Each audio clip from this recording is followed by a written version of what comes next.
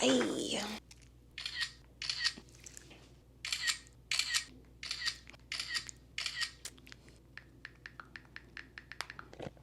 Oh shit. Okay, today is the day. Hey guys, welcome to A Little Bit of Everything with Anoshah. This is episode 2, and today we will be talking about my nursing journey, how it's all started for me. I'll probably throw up some old pictures of me along the way in this video as I talk about my journey. I have a audience of people who are nurses, want to get into nursing, was in nursing, left the program for a while, and is trying to get back into it. And a lot of you guys ask me about my journey, my story, how it all began and started. So I wanted to take the time out to let you guys know how I literally started my nursing career and to where I am today, so you guys can have some backstory to that. Well, if you don't know, my name is Anoshah. I am a family nurse practitioner. I possess my Doctor of Nursing Practice degree, so it is Dr. Anoshah Pierre. I graduated with my doctoral degree in 2019 before things started getting popping off with COVID. Thank God, because y'all that was in school during COVID time, my hat really goes off to you guys because I don't know how you guys did it. When I was a little girl, I always knew I wanted to be in the medical field. I wanted to actually be a surgeon. I wanted to be a trauma ER surgeon, and then it went on to I wanted to be an obstetrician and deliver babies. So I was this little girl that used to love to watch the TLC show where it used to be crazy freak accidents and they used to have to do all these surgical procedures. I used to love watching the birthing process, the pregnancy stories of people, and then seeing how they delivered their baby, even though, of course, as a kid, I was terrified of that. I'm like, oh my God, mom, how am I going to ever become a mom one day? I don't think I could do that. Anyways, still kind of feel the same, but I used to watch that all the time. Whenever something happened to someone in the family, whether it was my little brother injuring himself or having to help my grandpa with his AccuChecks because he was a diabetic, and helping him with his medications, his eye drops, his insulin, whatever it was, or if my grandma hurt herself, I was right there with the first aid kit. I wanted to be all up in it. I wanted to cleanse the wound. I wanted to get you all doctored up. I wanted to assist with anything medical. I loved it. And I remember telling my grandmother, God rest her soul, while she was alive, I was like, Grandma, I think I want to deliver babies. And she was like, that's called an obstetrician. You want to be an obstetrician? I was like, yeah, Grandma, that's what I want to be. And then for a while I wanted to be a pediatrician. It's so funny. I wish I can find the picture. I even remember when I was a little girl drawing a picture of myself seeing my patients. I could barely spell during the time also. So it's so funny to see the misspelling of words. But it was me being a pediatrician seeing my patients. So it's so funny how you have a dream when you're younger, and when I look back at it, I literally became what I wanted to. I'm not a surgeon, I'm not a physician, but I am a nurse. You know what I mean? And I think that's a lot. I don't want to say better, but it was the best thing for me. So nonetheless, I wanted to be in healthcare, period. I knew that. I didn't have the best academic background. I was not a great test taker. I went to a school where I didn't really get the attention that I needed, like the academic attention I needed, because of the setting I was in, the classroom sizes. But my teachers always saw the potential in me. And they used to like my work. I used to type my homework. I used to do all this stuff. But I don't think anyone ever advocated for me to be in a place where I needed the help to do better in school. I got good grades and I was a good student, but I needed help, academic help. And if y'all know, y'all grew up in Florida, the FCAT, I was not good at the FCAT. I used to get really low scores. Heading to my 8th grade year, I went to a different school that helped me. It was in a better area. I got the assistance I needed, and that helped me with my confidence. And I remember a friend of mine was telling me about this school. It was a school you had to apply to, and they had different academies. So they had the health academy, and within the health academy, you can do you do your prerequisites for health, and then you could either go into vision, dental, medical lab, first responder, and then there was nursing program. And I remember wow, I would love to go to this school. And because it was a technical school, if you were in Dade County and past a certain limit, like mileage like away from the school, it provided a bus. So I was like, dang, if I get into this school, I could go down the health route and I get a bus. I knew that by me having that secure, like that transportation, that it was going to be able to happen for me. So I applied and I basically got into school. So that's where I started my journey. In order to get into the nursing program, when you're done with your health prerequisites, basically in the 9th and 10th grade year, you had to become a CNA. You had to, which stands for Certified Nursing Assistant.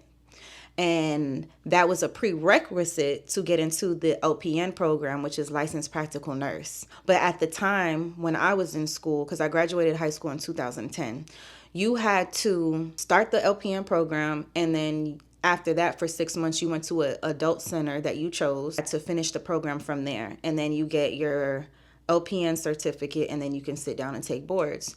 So that was the route that I chose. I did the CNA test. You have to do like the written test and the practicum. Past that, I was ecstatic. I think I had to be maybe, I'm not good with the age, but maybe I was like 15 when that happened. I don't even think I was 16 years old yet. Past that, and I applied to be in the LPN program. I got into that. I had to do like a lot of night school and stuff because basically, you know, you have 246 and 135. So I think like on 135s, it was like I was in my nursing class all day. And so while I'm in high school, I'm going to clinicals. I'm literally doing everything nursing related while still having to do my other high school courses. I remember like the day after high school graduation, everybody was partying and stuff like that. And my ass was at Miami Lakes Tech being serious AF, finishing up my LPN. So there was a lot of sacrifice that I had to take when I was younger, but it was worth it in the long run. You know, I still lived my life. I had fun. I had great experiences. My high school didn't have like a football team and sports and stuff, but I did win Miss Turner Tech, period. Yes, I did, which was basically like our homecoming. And yeah, it was a good experience. So that's where I started. I finished my LPN program after going to the tech center. It had to be December of 2010. I think I was, at the time, I was 17 years old. And after graduation, my grandfather was ill, God rest his soul. And I flew out to Oklahoma to take care of him during his last days. So I didn't take boards for my LPN until like, I want to say March or April, you know? Yeah, because I took it after my grandfather ended up passing away, which was on March 6, 2011. So yeah, did that, passed boards, was ecstatic, was so happy. I really did it for him because as I was taking care of my grandfather, he used to always grab my hand and be like, thank you so much. Thank you for everything that you do. Make sure you're studying. Are you studying? Because he knew I had to take that test. So when he passed, I made sure that I did that. I studied and I passed it and I was so happy. So from there, I went to Miami-Dade Community College, period. Miami-Dade College, love it, love it, love it down. So happy with that. I went there, did my prereqs, and they had an LPN to RN bridge program. So I did all of my regular prerequisites for that. And then I took my core classes for that. Once I was done with that and graduated from Miami-Dade with my associates and whatnot, I applied to be in that bridge transition program where I got accepted. I think during the time I had to take like the TEAS test and all this stuff. It was a lot of work. It was a lot. And I'm sorry, to this day, nursing is hard, but I feel like just being in college, period, and taking college classes was hard. I always say that. I don't know. College prereqs were hard. I guess maybe because of all my life I was used to the health related classes. To me, it was difficult, but it was like, yeah, I don't know. Anyway, got into the Miami-Dade College medical campus and I did my LPN to RN transition program. And honestly, I feel like to this day, out of every nursing program was an experience, but that one was a special one to me. Like, I don't know. I had great professors. I had great clinical instructors, and I literally flourished. Like, I was like the top of my class. I loved it. I met some great people along the way. Did that, graduated, And I shared this in a video before. My role with my platform when it comes to nursing is to always be encouraging, especially on an emotional level, because I know how taxing the nursing programs and just being in the nursing field period can be. So with my platform, I always want to offer that level of support. We're not going to be super witty over here and talk about like specific conditions and this and that or whatever, and me teaching you. No, I'm here to encourage you. I'm here to let you know that you're not alone. I'm here to let you know that you don't have to tolerate abuse or being so stressed out, like to let you know from someone who made it through. And to encourage you to stay the course and finish the programs and to go back and not to give up, and also to be a vessel of support based off of your specific story and what you got going on, and helping people make the decisions that's best for them. So stay tuned for mentoring services and consultations. Yeah, period. Coming soon. So if you're interested in something like that, let me know in the comments below. But nonetheless, graduated with that, and I sat to take boards, and I did not pass the first time. And when I tell you, I was devastated. I was devastated. I didn't even share that openly until like a few months ago when I made that video on my YouTube channel.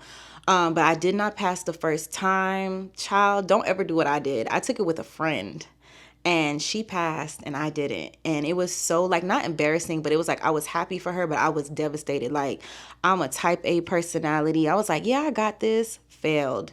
I was so distraught. I was so depressed and hard on myself.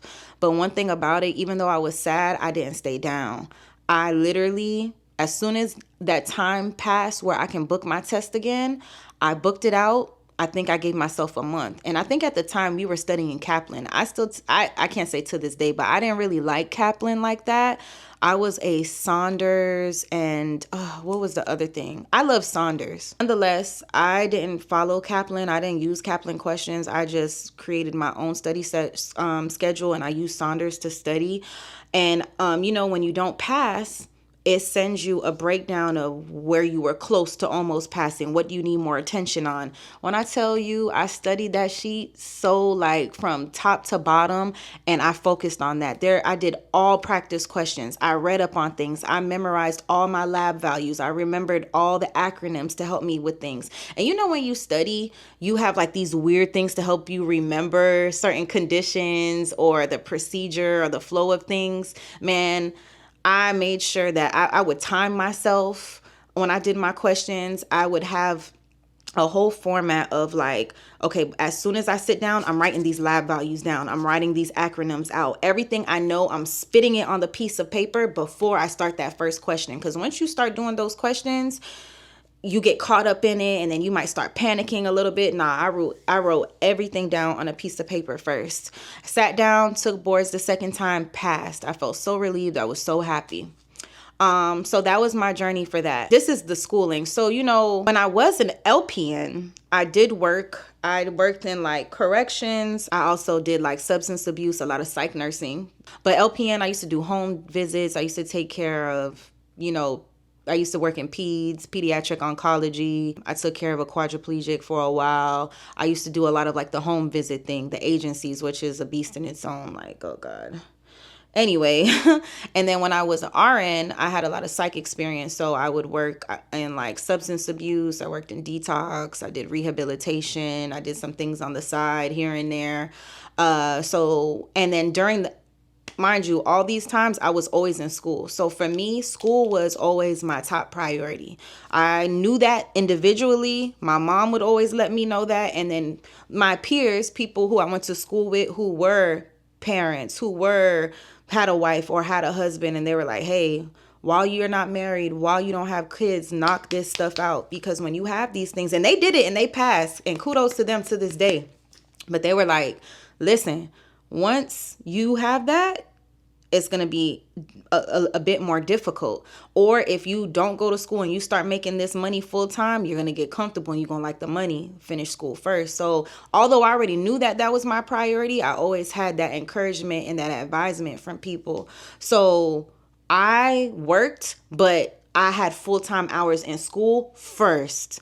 my schedule for school was always full time, and then I would work whatever hours I needed to get by, to have gas, to buy some food, to do something. I had a good job, and nursing was my only real job that I've ever had. I never worked at like a store or a restaurant or anything, and there's nothing wrong with that. That's just my story. So that was my priority. As I was working as an RN, I was finishing my baccalaureate degree. I also did that at Miami-Dade Community College. Did that in a year, got my bachelor's on top of that. And then I knew that I wanted to become a nurse practitioner and possibly do my DNP, but I always figured like I would go back later in life, get my doctoral degree. So I kid you not, I was working night shift, and this is when I was working detox as an RN. And my good friend Sadie Beth, she's a DNP also, love you. I remember I was working, and she was like, hey, when do you think, because I was like, oh, maybe I'll go to UM, maybe I'll go to FIU. I didn't know what university, but I just finished my bachelor's, and I was like, oh, yeah, I'll just start. Mind you, I did no research for these universities. I was like, oh, yeah, I'll just start like in the springtime. Mind you, I don't know their entry dates, whatever. My friend Sari was like, hey, well, if you was looking into going to FIU, because that's where I went to Florida International University. What is it? Go Panthers. That's where I did grad school. And she was like, hey, the due date for the family nurse practitioner program is due tomorrow. There's only one entry for the fall. When I tell you that whole night, that I remember I was crying because I was like, oh my God, no, I don't want to wait that long to go to school. What am I going to do? How am I going to get this all together? And my friend Sari was like, no, calm down. All you have to do is have the request in. As long as you have the request in, and you had to put in requests to get recommendation letters, but it was through a system. You didn't have to it didn't all have to be done, but the requests have to be in.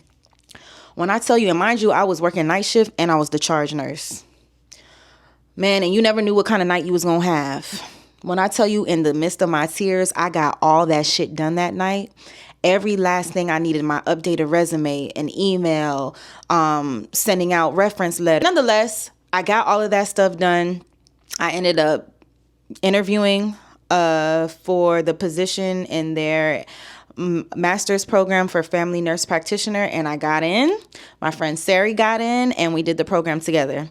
And then I remember Sari was like, hey, they are offering the combination program where you could do the MSN with the doctoral degree. And I'm like, Sari, I don't know, I might go back later. It's something I'm gonna do, but I don't know about right now. She was like, come on, we're in it together, we can do it together, let's do it together, let's just get it done, let's do it. And I was like, fuck. And I was like, all right.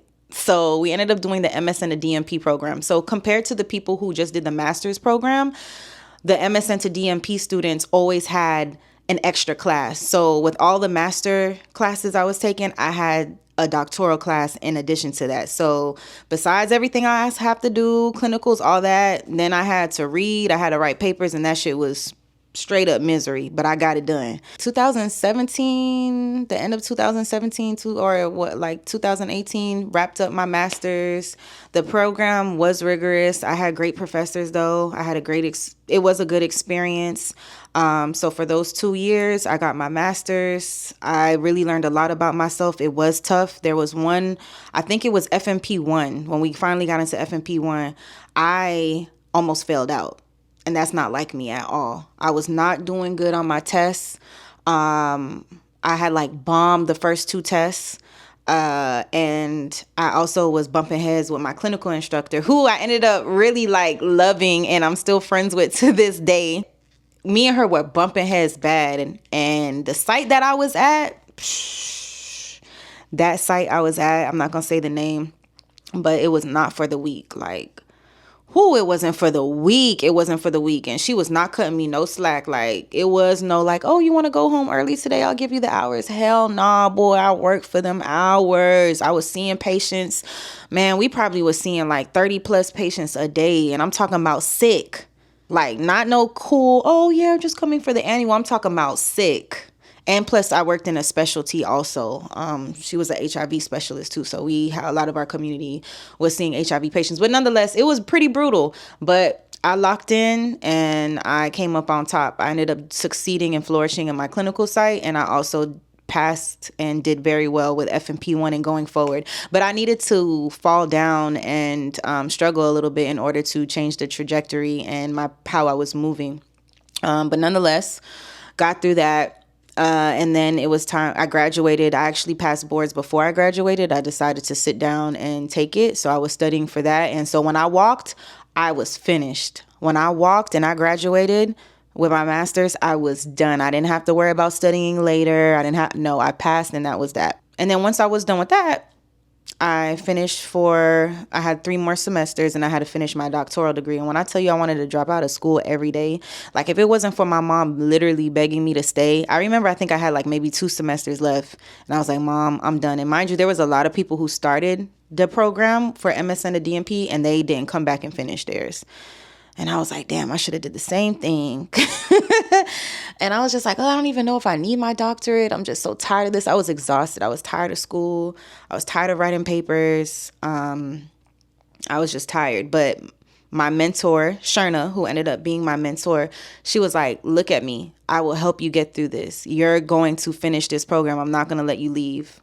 Like, don't worry, I got you. Mind you, she had wrapped up her master's and her doctoral, and I just commended her so much and looked up to her so much.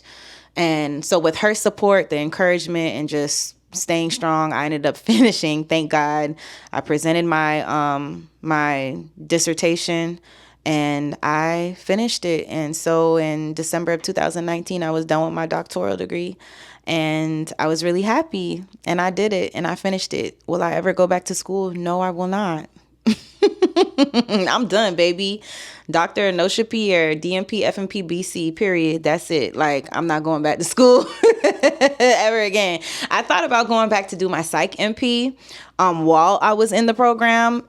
And if there was anything I ever did, it would maybe be that, because of my psych background, how much they start with their salary and the type of jobs that they have. But I'm good. I just remember while I was in my grad program, I said, once I do this, because nursing, I love nursing. There's so many things that you can do. You could work in a clinical like setting. You can do case management. You can work for insurance companies. You can go independent and do your own thing. I just knew it was either I worked in women's health or I did aesthetics. So that was my go-to. So once I was done with my doctoral degree, I would go and, like, I remember I flew to DC and I did like a whole bunch of trainings for women's health, IUD placements. I did like a Nexplanon class outside. So I would get all these certifications to make myself more marketable on my resume to try to land a job. Mind you, I live in Florida. When I tell y'all, I emailed so many people. Mind you, these people didn't even have job listings. I was just emailing these people, hoping that they would give me a chance for an interview. Hundreds of nursing applications. Nobody would give me a chance. And don't let you not be bilingual, especially coming from Florida. Forget about it, man. I didn't get a job for a year.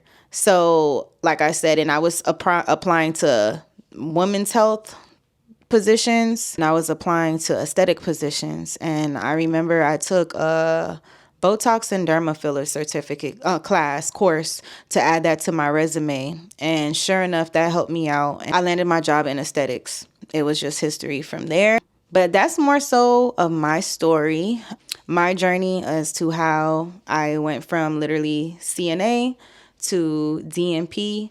I started at a young age. I sacrificed a lot, but I knew that it was something that I wanted to do, and I stayed the course. I'm thankful that along that way, I did pursue creative passions of mine, such as doing makeup. That was something that I was focusing on as I was wrapping up and working on my doctoral degree, and I blossomed in that also. I was like a makeup artist in Miami. I had some great experiences, like with regular clients, working on set for movies and conferences, a lot of big CEOs, other things that I've ventured out and did, which has made me to Anoshah's artistry and the multifaceted person that I am.